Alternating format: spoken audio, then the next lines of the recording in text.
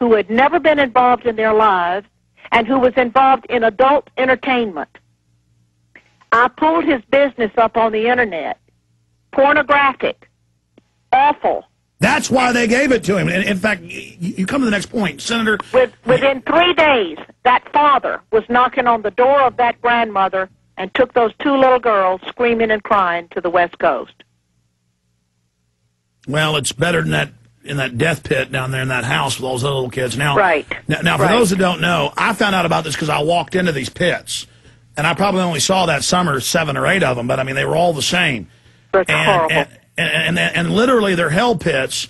And I'm Senator. You notice everything I've told you. You've seen the same thing, because we've had the same similar experience, fighting this.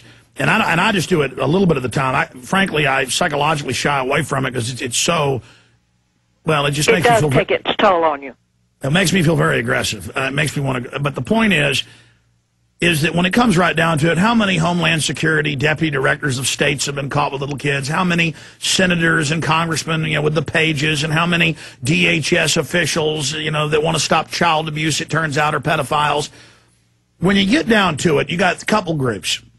You got parents that were, you've got children who were abused, who think that all parents are abusive and they're gonna punish the family. Because I went to college with some people that were going to be social workers, and you'd be out drinking beer, and the girl would say, I just can't wait to take kids from these bad parents because I was abused. So there's those mentally ill people. Then there's pedophiles who want access to kids, and then there's scumbags that just want money. And I got to say, that's basically what makes up CPS in my experience. And I think, from what I've seen, I'd probably say 30% of them are pedophiles. And and the problem is this crime rate. This crime spree is growing. Yes, it is. So can you comment on that? And where is this going? How do we stop them? Well, I would say that there are definitely pedophiles in the system. There's no question about that, because we know where there's children, there are pedophiles. They're in schools and they're in churches and they're everywhere where they can get their hands on children. So we know that that's true. And it's got to be brought to an end. It's got to be completely exposed for what it is. And in my opinion, it needs to completely be dissolved. I don't see any good left in Child Protective Services. As far as picking up a child that's being totally abused, the police could do that just as well as Child Protective Services. And then you have due process. And exactly. Well, take Texas. Did you hear about the Texas Youth Commission? I don't know. There's so many crimes. I'm not knocking you if you haven't. You're not talking about all those children in Texas that were picked up at one time. No, that was with that Mormon sect. Right. Did you hear about how the child jails and the child facilities had organized pornographic rings and like big rape parties for the children, and the state police found out about it and then weren't allowed to stop it, and now they forced the director out because he did the right thing? I have heard about that in other states, but I have not heard about what happened in Texas, no. Okay, well, here in Texas, it came out that every major facility was doing stuff that people wouldn't even believe. You can read it in the mainstream news. Now, they used that to pass a law for more money for the agencies. I'm sure you heard about Florida, where it turned out the directors were pedophiles and 3,000 kids were missing and all that. What did they get? More money, more power. The incredible thing is, the worse they get, the more money and power they get. It appears that way. It appears that way. But all of it is based on money, and that's where it's going to have to be cut off. The federal incentives have got to be cut off and be removed on a federal level in order to get this stopped. And that's where we go now in the closing minutes we have left in this interview, Senator. And again, we can only commend you and pray for you in this fight, and then politically going after you. Solutions. But before we hit that, I wanted to finish up. Specific orders for specific children that look a specific way. You've now saying you've discovered that. Right. We have discovered that.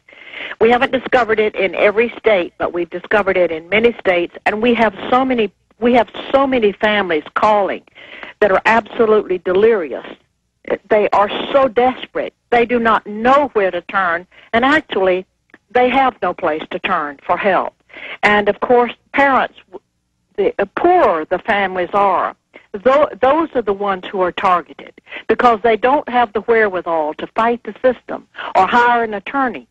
And they are just caught up in it, and many of them are because their children are blue-eyed or blonde or exactly what someone wants, and those families are targeted. So it is just heartbreaking as to what is going on and what we've got to do in order to bring this to an end. Have you ever heard about what the former head FBI agent in Southern California discovered about the CPS, even in the 80s? They have public auctions, closed auctions in Las Vegas with the kids on the block. These people. Well, you know, we have some states now that put the children on the internet, and you can just go through their pictures and choose the one you want. See how pure evil's just right out in the open now, like it's no big deal. And then there are some children that even if you might like to, if a really good person who is really trying to help a child will choose that child, oftentimes then they refuse to let these parents have the child.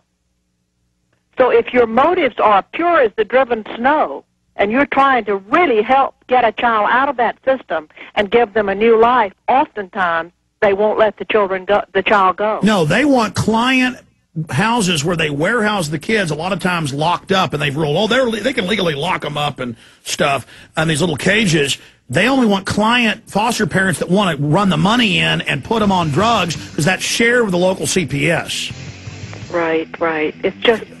It is one of the most corrupt situations that we could ever have in this country. And yeah, well, what we need is to take the country back, have mass trials, and hang about 10,000 of these people high, because this rivals the Nazis. By the way, the Nazis had CPS. That's how they started grabbing people's kids. The year Hitler was elected in 1933, he was a eugenicist. We'll be right back with the senator. Stay with us. Final segment. You know, the senator probably had a million more things she could have told you, but I was interrupting the whole time. But it's because I'm trying to relay and back up everything she's saying that it's so horrible that even when I think about it, and I've been studying it for 14 years, I can't believe it.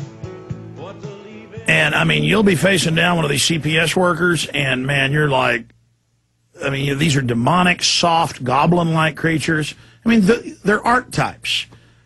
Because, I mean, how could somebody go around stealing kids all day outside the law and seeing horror? They enjoy it. They're evil. They enjoy the pain. I'm going to ask the senator about some solutions, maybe have her back on to go over some more of those and how to fight these people, how to expose them. I got to tell you, okay, Senator, what are solutions to fight these demons? I mean, do we just get the public educated, what we're doing now, about their rights, get bigger organizations together to fight them, Congress, state laws? Because we always push to get state laws to stop them, and they always take it over and get more power out of us trying to lobby to reform. How do we beat pure evil? Very, very strong bill that I introduced to correct it here in the state of Georgia, and, of course, that bill was defeated.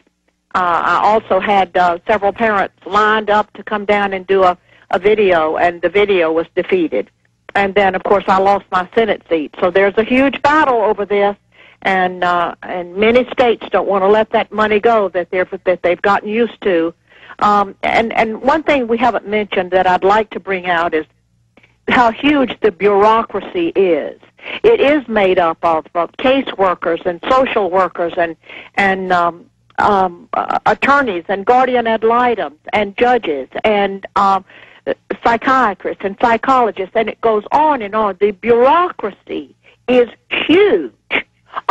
Made up of people who look to the children in Child Protective Services for their job security. And none of these people want to let this be brought to an end. In fact, this is where they get their paycheck. And it's not being brought to an end. It's radically expanding. Absolutely it is, and they're expanding with it. And we can see the children that are already being sent into mental health facilities.